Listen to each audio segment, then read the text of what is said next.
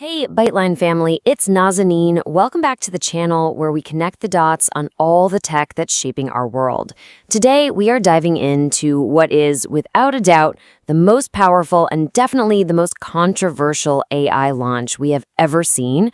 We're talking GPT-5. Because really, that is the question, isn't it? The release of GPT-5 wasn't just another software update, oh no. It was more like an earthquake. And it has sent shockwaves through the entire AI community. So in this explainer, we are covering it all, the good, the bad, and the downright ugly. Let's get into it. You know, for months, the hype building around GPT-5 was off the charts. OpenAI's Sam Altman kept dropping hints about a model that would be this giant step towards AGI, artificial general intelligence. The entire world was basically holding its breath, expecting a revolution. And then, well, it all happened in a flash. So on August 6th, OpenAI drops this super cryptic post on X. And, of course, the internet just lost its mind. That little 5 hidden in the text, that was all the confirmation anyone needed. And then, just 24 hours later, bam! Just like that, GPT-5 was live. It completely replaced GPT-4o as the default model for everyone. It was a mad scramble. The community went into a frenzy trying to test it, and by the very next day, the first reports started to trickle in. And that's when the story got complicated. So what's actually new here? What's all the fuss about? Well, I like to think of it this way. If GPT-4 was like a brilliant intern, GPT-5 is the new CEO. And to really get why it got that promotion, we have to look at its core architecture, which is a massive, massive shift from everything that came before it. So at its heart, GPT-5 uses what OpenAI is calling a unified model. Now before this, you kind of had to juggle all these different specialized models. You'd use one for a quick answer, another one for deep research, and it was totally on you to pick the right tool for the job. GPT-5 just throws that whole idea right out the window. Forbes actually came up with the perfect analogy for this. The old models, they were like driving a stick shift. You had to know exactly when to shift gears for the right situation. GPT-5, it's an automatic. You just put your foot on the gas, and this super smart router inside the model automatically decides if you need a quick, zippy response or a powerful, deep thinking one. The choice is literally made for you. And when you look at the specs on paper, the upgrades are just massive. The context window has more than tripled. I mean, it can remember so much more of your conversation now. OpenAI is claiming a 45% reduction in hallucinations, which for factual accuracy is a huge, huge deal. Plus, it's way more efficient. It's using up to 80% fewer tokens. Those are basically the little pieces of words the AI thinks with. And fewer tokens means you get a faster, cheaper response. These are some seriously impressive gains. Okay, so with all that new power under the hood, what can it actually do? Well, this is where we get to the really good stuff. In a bunch of real-world tests, GPT-5 didn't just outperform the old models, it absolutely blew them out of the water. I mean, across the board, the improvements were just stunning. Testers found its reasoning wasn't just creative anymore, it was methodical, it was evidence-based. The code it wrote was cleaner, more efficient, which is a huge help for everybody from beginners to total pros. It even showed this incredible new level of emotional nuance. And when it was faced with real-world problems, like, say, planning meals on a super tight budget, it actually gave back plans that were practical. Okay, get this. Tom Skide gave it a classic locked room mystery to solve. The older model just gave back a bunch of tired old cliches. But GPT-5? Oh no. It acted like a seasoned detective. It was systematically evaluating evidence, and it solved the case with just cold, hard logic. This was the incredible potential that everyone was so excited about.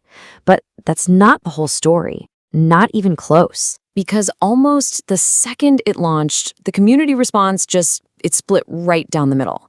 For every person who was celebrating this new, incredible reasoning power, there was another person grieving. And I'm serious. This update didn't just feel like a technical change. For so many people, it felt deeply, deeply personal. I mean, just look at this quote from a user on Reddit.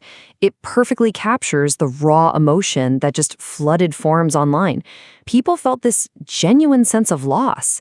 They had formed real connections with the old model's personality, and then suddenly, poof, it was gone. And this really gets to the massive disconnect at the heart of this whole backlash. Okay, so OpenAI's stated goal was harm mitigation. They wanted to stop users from forming what they saw as an unhealthy emotional dependency. But what users actually experienced was what they called an abrupt, unconsented change. For people who really relied on the AI for support, it felt like their friend had been replaced overnight by a cold, distant stranger. The backlash was immediate, and it was fierce. Users felt completely unprepared, even betrayed. One person said that OpenAI had completely dehumanized its user base, totally forgetting that there were people, not just data points, on the other side of that screen. It was a pretty brutal lesson in the human side of developing AI. But the problems went even deeper than hurt feelings. While the community was busy debating the model's personality, security researchers, we call them red teamers, they were kicking the tires.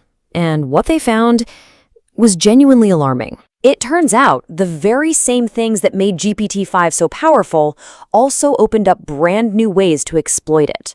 That increased ability with language, that need to be consistent, it could all be turned against it, making it, in some ways, even more vulnerable than the older, simpler models. One security firm, Neural Trust, laid out this really sophisticated new jailbreak.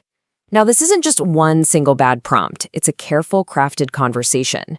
Attackers start with innocent keywords to kind of seed the chat, then they slowly guide the model into telling a story. And because GPT-5 is so laser-focused on keeping that story consistent, it can be tricked into completely bypassing its own safety filters, eventually leading it to reveal harmful information. But here it is. This is the number that just shocked everyone. A study by Splexi gave the models an enterprise safety score out of 100. GPT-5, totally raw, right out of the box, scored a terrifying 11. Even with basic safety guards in place, it only got up to a 57. Now, for comparison, GPT-4o scored an 81 under the exact same conditions. The takeaway here is just unavoidable. Despite all the promises, the base model of GPT-5 is significantly less safe than what it replaced. All right, I know this topic is huge and it can get pretty technical, so I've gone ahead and linked the full reports from both Neural Trust and Splexi down in the description below for anyone who wants to do a deeper dive. We'll also make sure to keep that section updated with any new developments that come out. So, where does all of this leave us? Well, GPT-5 is the very definition of a double-edged sword. It's a quantum leap in what AI can do, a tool that can solve problems we never even thought were possible. But its launch also exposed these deep cracks in user trust and in-platform security, reminding all of us that with great power comes even greater responsibility. This whole situation brings up a really fundamental question. For years, the AI race has been about one thing and one thing only: scale. Bigger models, more data, more parameters. But is that the only way forward? Or is there another path? Well, it turns out there might be another way. Some researchers are arguing that the future isn't one giant, all-knowing AI, but many small ones. They're called small language models, or SLMs. These are focused, super efficient models, powerful enough for specific tasks, but small enough to run right on your phone. So instead of one all-powerful model living in the cloud, the future could be a whole team of specialized experts right there in your pocket. And that is our deep dive into the messy, complicated, and totally fascinating story of GPT-5. It is a tool with incredible potential and some pretty significant risks. But now I really want to hear from you. What do you think is the single biggest risk or the biggest reward of GPT-5? Let me know your thoughts down in the comments below. If you learned something new in this explainer, do me a favor and smash that like button. And for more deep dives that connect the dots on the tech shaping our future, make sure you are subscribed and you hit that notification bell so you never miss an upload. Thanks so much for watching. I'm Nazanin, and I will see you in the next one.